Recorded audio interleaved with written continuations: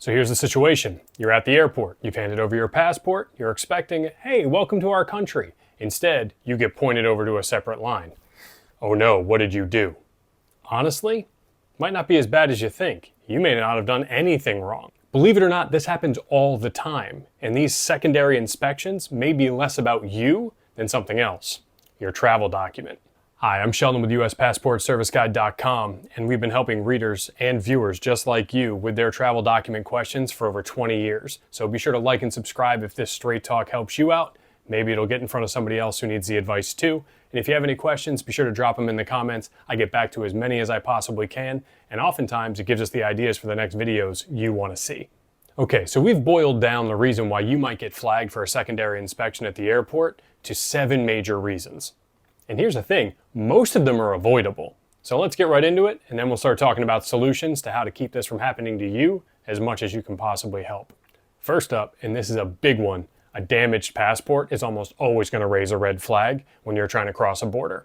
Now, we're not talking about little things, like a little scuff on the cover here or there. We're talking about the big ones. If your passport's been exposed to water and the pages of the cover are all warped or wavy, that's an issue. If you have any tears on the cover or the pages themselves, that's going to be an issue. Any markings on the cover or pages that are unofficial, that shouldn't be there, a stray pencil mark, pen mark, crayon mark, that's going to be a problem. If your cover's falling off or your photo page has been compromised in any way, you can bet that you're going to get a much closer look when you're trying to go through customs. And in some cases, your passport may just be outright denied and you won't be able to cross that border. If this sounds like you, we have a whole video here that can help you through the process of diagnosing your passport and what you need to do to get it replaced as fast as possible. So the second reason is if you're trying to use a passport that you've reported lost or stolen. When you do that, the moment you submit that online form, or the second your paper form has been processed by a passport official, that passport and its number are invalidated. It also gets added to a watch list, so if anyone tries to cross a border with it, it's going to set off alarm bells and red flags all over the place, even if that person is you. That's a good thing, right? Well, in most cases it is. It helps protect you and your identity. However, a lot of times people will report a passport lost and then it turns up in a jacket pocket 10 minutes later, or a suitcase tucked away in the attic they forgot to check. Well, it doesn't matter. Once it's reported lost and that report has been processed, that passport is of no use. This third one is a technicality that trips up a lot of people. Information mismatches.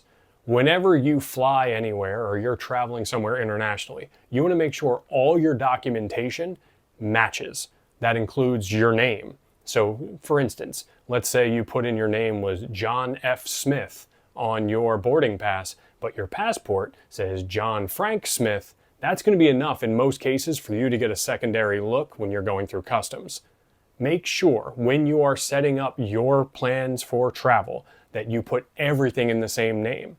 If you're somebody who's anticipating going on a honeymoon, for instance, put everything in your maiden name so that way everything matches. Even if you go through the name change before you depart, it doesn't matter. Make sure your passport, your boarding pass, your hotel reservations, everything is in the exact same name. If you use a middle initial in one place, use it everywhere. If you use a middle name in one place, use it everywhere.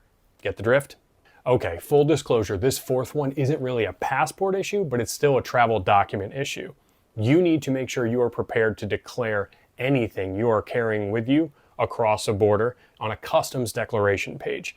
Every country has very specific rules about what can and cannot cross a border and what requires either permission or documentation in order to do so.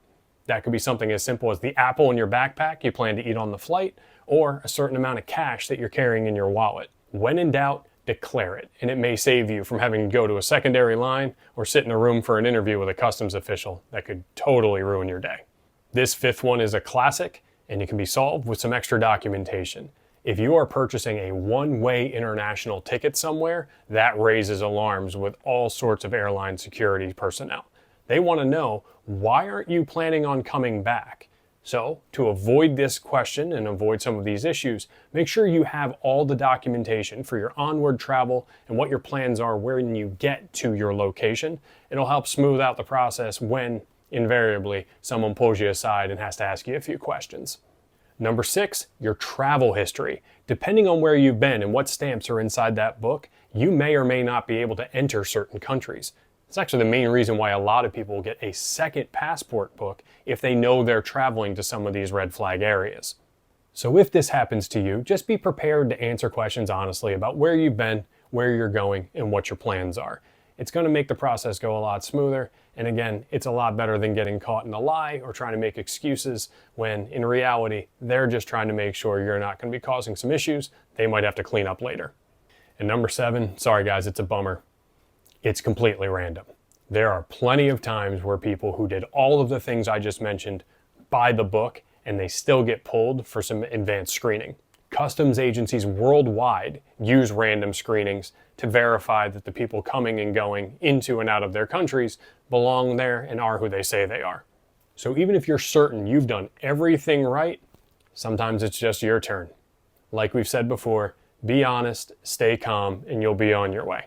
So those are the main whys, but there are things you can do to help lessen the odds that you're going to be the person who has to go answer a couple extra questions when you're crossing a border. What if one of the things I just listed already applies to you? What if you're looking at your passport and you're realizing, those pages look a little worse for wear, but you got to fly in a couple weeks? Or what if you've already gone through this hassle multiple times? Do you have any recourse? Going to help you with all of this. So if your issue is with your passport document itself, it's damaged, it's not going to pass muster, or you're not sure that it actually will or will not, but you don't want to take the risk. The time to act is now. If you know you have time, meaning like 5 weeks or more, you could renew by mail or renew online and potentially get your passport back in 2 to 3 weeks, not counting the shipping time. I would say if you have plans within the next 6 weeks, you're going to be pushing it. But if your next travel experience is 6 weeks or later, totally works. Just make sure you apply for expedited service so you get that 2 to 3 week turnaround instead of the 4 to 6 week turnaround. And again, shipping times aren't included in that estimate. So if you have the option to pay for 2-day shipping, take it. It'll be the best $23 you've ever spent. If you have more urgent travel needs, like within the next 2 weeks, you got 2 options. You're either going to a regional passport agency that requires traveling to one of these 26 locations scattered across the United States. You got to make an appointment. You got to take some time off from work. You got to travel there. You got to wait for your passport to be processed, and then you can be on your way. There's a lot of time and a lot of expense that goes with that, but for some people, it's feasible, and it's honestly the best way to get a passport back quickly when you need one before an urgent trip. Or you can hire a passport expediting service. We have a whole vetted list of top expediters down in the description that you can check out.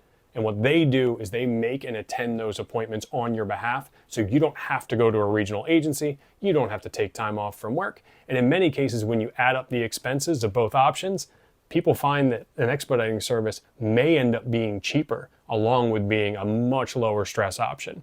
But again, it's entirely up to you what choice works for you. We got a whole video here to help you make that decision. But I can already see in the comments there are some of you are thinking, wait a minute, I get flagged multiple times a year trying to go through customs. It can't be random. My documents are right. I'm not on any list. I'm declaring everything I'm supposed to declare. What's the deal? Do I have any recourse here? You do. There's a program from the Department of Homeland Security called DHS TRIP. And what you do is you go online and you basically file a claim, and you provide as much information as you can about your circumstances and about what your experiences have been. You provide some identifying information, and then they launch an investigation to see, has there been some impropriety here? Have you been wronged, or have you been targeted unfairly? Now, your mileage may vary, and it may turn out that there's information you weren't privy to that led to you getting a little bit more of a closer look. But again, it's better than just not knowing. So your mileage may vary, but that is pretty much the main recourse you have at this juncture. If you feel like you're getting pulled out of line or you're being sent for extra questioning a little bit more than the average person, it's worth a shot.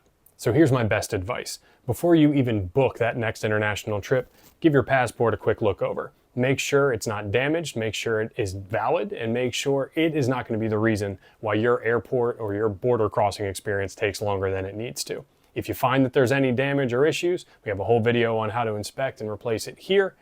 Make sure you're planning for the time it takes for that turnaround so you get your passport in time. And before we go, be sure to drop a comment if there's experiences you've had that you think may help other viewers, or if there are questions you have about this process that we might be able to help with. Again, Sheldon from US Passport Service Guide, signing off. Catch you next time.